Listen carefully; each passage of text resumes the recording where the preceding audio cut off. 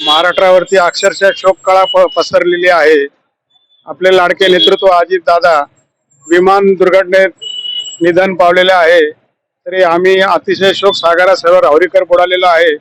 कोणत्या शब्दात श्रद्धांजली व्हावी हे सर्वांना सुचत नाहीये. एक धडाडीचं व्यक्तिमत्व आज आपल्यातून हरपलं आहे. याला आपण फक्त भावपूर्ण श्रद्धांजली वाहू शकतो. सर्व राहुरी व्यापारी असोसिएशन मी विनम्र श्रद्धांजली अर्पित करतो. नमस्कार. संपूर्ण महाराष्ट्राचा बुलंद आवाज आपल्या राज्याचे उपमुख्यमंत्री नामदार अजितदादा पवार यांचं आज सकाळी बारामती येथे विमान अपघातात दुःखद असं निधन झालेलं आहे.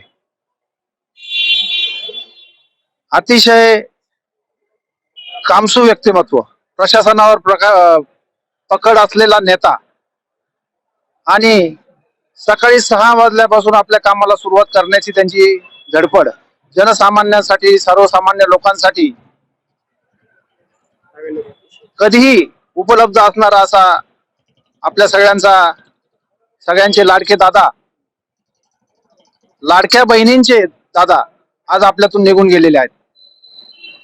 राहुरी तालुक्याचं राहुरी तालुक्याच्या संदर्भात बोलायचं असेल तर राहुरी तालुक्यातील देवळाली हे गाव अजितदादांचं आजोळ. त्यामुळं राहुरी बद्दल त्यांना कायम खूप ओढ असायची. नुकताच राहुरी येथील आपली कामधेनू बाबूराव बाबूजी तनपुरे साखर कारखान्याची निवडणूक पार पडली आणि मध्यंतरीच्या काळात अजितदादा राहुरीला आले आणि बंद अवस्थेतील कारखाना सुरू करण्यासाठी त्यांनी सूचक असं वक्तव्य केलं आणि सर्वतोपरी मदत करण्याचं त्यांनी कबूल केलं.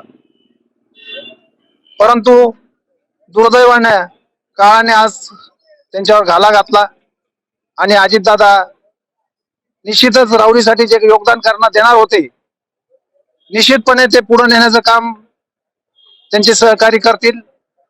परंतु दादांच्या जाण्यानं राहुरी तालुक्यावर जो काही आघात झालेला आहे, पवार कुटुंबावर जो काही आघात झालेला आहे, त्यातून सावरण्याची ईश्वराने सर्वांना शक्ती द्यावी, ऊर्जा द्यावी. जय हिंद.